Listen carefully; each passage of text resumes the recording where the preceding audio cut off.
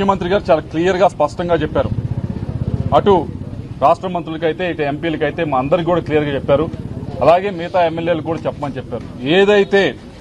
ఏదైతే ఈ వైలెన్స్ ఏదైతే ఉన్నాయో ఇవన్నీ కూడా ఎక్కడా కూడా ఉపేక్షించేది లేదు. తప్పకుండా కూడా ముఖ్యమంత్రి గారు ఆయనే చెప్పారు, నేనే దీనిపైన దృష్టి పెడతాను, ఎటువంటి విధంగా కూడా లా అండ్ ఆర్డర్ అనేది పూర్తి కంట్రోల్లో ఉంచేదానికి అన్ని విధాలు కూడా మనం కృషి చేస్తామని చెప్పడం జరిగింది.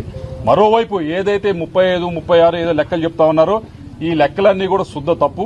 దయచేసి ఈ 35 నెంబర్లు ఏదో చెప్తున్నారో, పేర్లు ఏదైతే చెప్తున్నారో దయచేసి ఆ పేర్లు ఇవ్వండి, అడ్రస్లు ఇవ్వండి. అది కూడా ఇందాక డిస్కషన్కి వచ్చింది. అడ్రస్లు ఇవ్వండి. తప్పకుండా ఇక్కడ ఎవరు కూడా ఏ పార్టీ అదో ఇదో చూసి ఈ కులం ఏ మతమో చూసి చేసేది కాదు.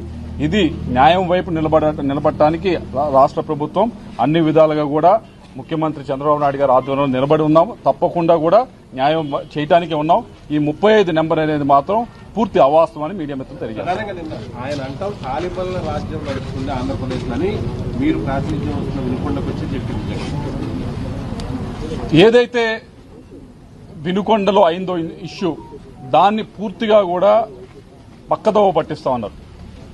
ఏదైతే విషయం జరిగిందో అది ఈ రోజు పుట్టిన విషయం కాదు.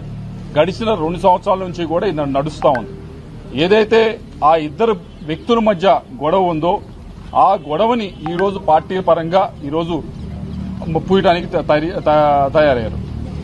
ఎవరైతే మొన్న హంతకుడు ఉన్నాడో ఆయన పార్టీ ఏదైతే అంటరా ఉన్నాడో ఆయన పెద్ద యాక్టివ్ పొలిటీషియన్ కాదు, మీ అందరికీ తెలిసిందే, ఎవరో కుర్రాడు.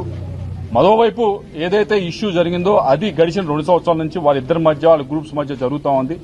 మరి ఈ రోజు ఏదైతే ఆరోపణ చేస్తా ఉన్నారో జగన్మోహన్ రెడ్డి గారు, ఈ ఇష్యూ 2 సంవత్సరాల క్రితం జరిగినప్పుడు అదే అక్కడే ఉన్న ఎమ్మెల్యే ఇంకో గ్రూప్ వైపు న్యాయం వైపు నుంచోవాల్సిన ప్రజాప్రతినిధి న్యాయం వైపు నుంచోకుండా ఒక గ్రూపుని ఎంకరేజ్ చేసి ఒక గ్రూపుని కాపు కాసి మిగతా వారిని అనగదొక్కి వారిపైన కేసులు పెట్టించి వాళ్ళని కొట్టించి మిగతా చేస్తే దానికి రిటాలియేషన్ గా ఈ రోజు 3 రోజుల క్రితం జరిగిన విషయం అది.